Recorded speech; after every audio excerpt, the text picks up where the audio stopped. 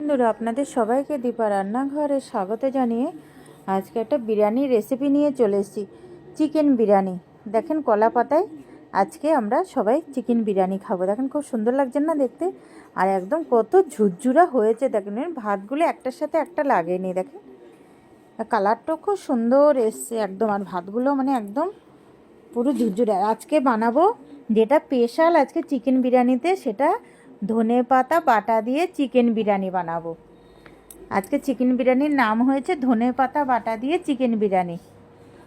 দেখেন এখানে আমি পেঁয়াজ কুচি কুচি করে নিয়েছি, যতটা লাগবে আমার তার জন্য পরিমাণ মতো নিয়ে নিয়েছি। নিয়ে হাতের সাহায্যে একটু পেঁয়াজগুলোকে মানে একটু ভেঙে নিয়েছি জয়েন্ট থেকে, নিয়ে পেঁয়াজের পেস্তা বানিয়ে নিয়েছি। সবটা হয়ে গেছে আমার।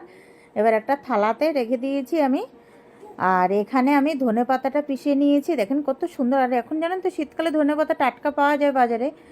আর এখানে নতুন আলু দেব আমি, নতুন আলু নিয়ে এসছে, আলু দিয়েই বানাবো। আলু একটু বাঙালি তো আমরা, একটু আলু দিলে ভালোই লাগে খেতে আমাদের। যাক, আর আলুটা ভেজে নিয়েছি। আর এখানে দিয়েছি আদা রসুন। আমার চিকেন আছে প্রায় 1.5 কেজির মতন, এখানে মানে 1.5 কেজি চিকেন আছে। আদা রসুন দেওয়া হয়ে গেছে। এবার দিয়েছি হলুদ আর পরিমাণ মতো লবণ দেবো। লবণ হলুদটা পরিমাণ মতনই দিয়েছি। দিয়ে এবার ভালো করে লঙ্কার গুঁড়োটাও দিয়ে দেবো। ঝালটা বিশেষ একটা দিইনি লঙ্কার গুঁড়িটা, মানে কাঁচা লঙ্কার ঝাল আছে তার জন্য লঙ্কাটা কম দিয়েছি আমি। আর বিরিয়ানি মশলা তো একটু ঝাল থাকে। দেখেন ধনে পাতাটা শুধু কালারটা আপনারা দেখেন কেমন, মানে খুব সুন্দর হয়েছে ধনে পাতাটা। আর যেই মানে পেঁয়াজটা আমি ভেজে রেখেছি পেঁয়াজটা, সেই ভাজাটা দিয়ে দিয়েছি। আর একটু ডেকোরেশনের জন্য রেখে দিয়েছি আমি।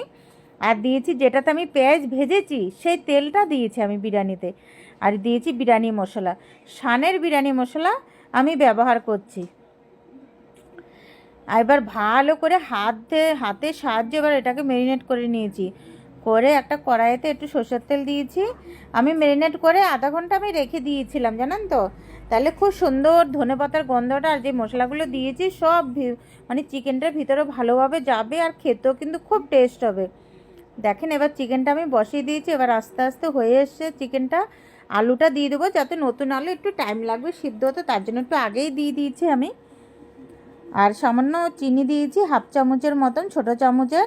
এবার ভালো করে কষাবো। দেখেন কষানো আমার প্রায় হয়ে এসেছে। চিকেনটা দেখবো গলেছে নাকি, চিকেন গলে গেছে। আর এখানে এদিকে ভাতের জন্য আমি জল বসিয়ে দিয়েছি। এখানে এলাচ, দারচিনি, শাহি জিরে, বড় এলাচ আর লবঙ্গ, গোটা ধনে, জায়ত্রী, গোলমরিচ, জায়ফল এগুলো একসাথে নিয়ে নিয়েছি। মৌরিও নিয়েছি। নিয়ে একটা কাপড়ে পোলটা বেঁধে দিয়েছি, পুটুলি বেঁধে দিয়েছি যাকে বলে। দিয়ে এবার ভাতের জলটা বসিয়ে দিয়েছি। দিয়ে তেল দিয়ে লবণ দিয়েছি। লবণ দিয়ে 2 চামচের মতন সাদা তেল দিয়েছি আমি। দিয়ে এবার মশলাগুলো যেগুলো আমি পোটলা বেঁধেছি ওগুলো দিয়ে দিয়েছি। আর এদিকে চালটাও ভিজিয়ে রেখেছিলাম আগে থাকতে। এবার জলটা ফুটে গেছে, চালটা দিয়ে দিয়েছি। দেখেন কেমন, ভাতটা কিন্তু বেশিটা তো হবে না, এটা অর্ধেক হবে ভাত, আর অর্ধেক তো মানে দমে হয়ে যাবে ভাতটা। এবার নামিয়ে নিয়েছি, মাঠটা ঝরিয়ে নিয়েছি। ঝরিয়ে এবার আমি দেখেন এবার পাটটা দিয়ে দিয়েছি। 2টো পাট হয়েছে আমার, মানে 2বার দিয়েছি আমার, এবার হয়ে যাবে।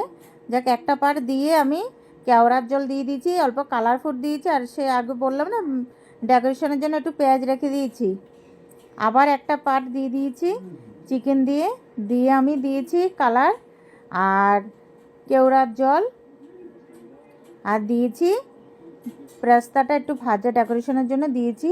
দিয়ে এবার কাপড়টার ভিতরে, ঢাকনাটার ভিতরে ন্যাকড়া দিয়ে ভাপে দিয়ে দিয়েছি আমি 15 মিনিট। 15 মিনিট পরে আপনাদেরকে ডেকোরেশন করে দেখাবো কলা পাতায়। দেখেন কত সুন্দর লাগছে। আর আমরা সেদিন কলা পাতায় খেয়েছিলাম, সাথে ছিল স্যালাড। খুব ভালো হয়েছিল বিরিয়ানির।